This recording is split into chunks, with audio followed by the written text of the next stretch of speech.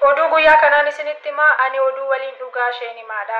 Akka addunyaa kanatti dhaabbileen gurguddoo fi bebbeekamoo ta'an walitti dhufanii namoota dhaabbilee kana irra hojjetan namoota bebbeekamoo walitti fiduudhaan mootummaa isaan hooggan filachuu waan barbaadanii fi walgahii taasisanii jiru. Walgahii isaanii kanarrattis guyyaa har'aa akkuma geggeessanii namoonni walgahii sanarratti argamanii gahee hojii isaanii akka ibsatanii barbaadanii jiru. Kanarratti obbo kabajamoo fi jaallatamoo feesbuukiin ka'anii gahee hojii isaanii ibsataniiru. Obbo feesbuukiin dubbii isaanii keessatti akkuma jedhanitti ta'ii hatattamaan ta'e karaa ergaa gabaabaa fi dheeraa barreeffamaatiin dabarsuu fi akkasuma yeroo jalqabaatiin nama wal barsiisuu keessatti gahee guddaan taphadha. Kanaafiyyuu anatu sin caala anatu sin hooggana jechuudhaan yaada isaanii ibsatanii jiru.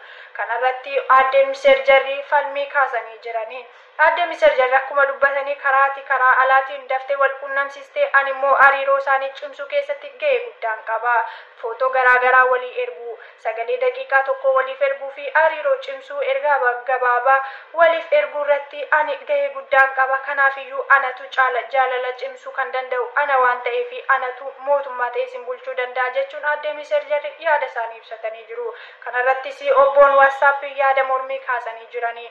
Gaafa isin lamaan isin biraatti xumuramee gara guddaatti gaafa dabarsitan na bira fiddu. Ani sagalee daqiiqaa dheeraa karaa kootiin waliif erguun hin danda'ama. Akkasuma viidiyoo fi suuraalee garaagaraa karaa kootiin waliif dabarsuu waan danda'amuu fi anatu gahee guddaa taphata jechuudhaan obbo waasaappiin mormii guddaa kaasanii jiru. Kanarratti aadde Imoonis akkuma dubbatanii lakki isin hundumayyuu natu caalaa jedhanii dubbatanii jiru. Ani waayifaayi fi daataa baay'ee gahaa hin gaafadhu. Akkuma salphaatti namni yaada isaa ibsachuu danda'a. Kanaafiyyuu ergaa daqiiqaa tokko sagalee daqiiqaa tokkoo fi barreeffamoota gaggabaabaadhaan wal quunnamsiisuu kan danda'u ana jechuudhaan aadde Imoon dubbatanii. Kanarratti isarra darbeeyyuu yeroo ammaa kana keessatti immoo namoota jaarsaaf jaartii hin qabne wal fuusisuudhaaf walitti heerumsiisuudhaaf gahee guddaan taphataa jira. Kanaafiyyuu hojiin koo waanuma dinqiidha. Kanaaf anatu mootummaa ta'ee hoogganuu qaba jechuudhaan aaddeen Imoon ibsatanii jiru.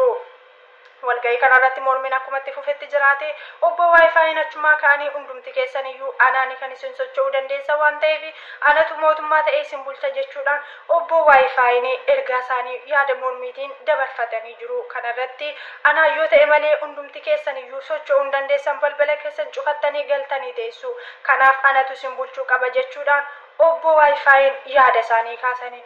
Kanarraan kan ka'e hundumti isaaniiyyuu ija keessa wali ilaalanii callisanii taa'anii achumaa ka'anii obbo Maabiraatii yookaan immoo ibsaa yookaan kaharabaan ka'anii yaada mormii guddaa dhageessisanii. Anaan malee eenyu keessaniyyuu waajjira koo banachuu hin dandeessa. Waayifaayis ta'ee feesbuukiin Imoo fi waasaappiin anaan sochootu kanaaf anatu isin bulcha jedhanii. Kanarratti hundumti isaaniiyyuu rifatanii egaa harka keenya wal qaban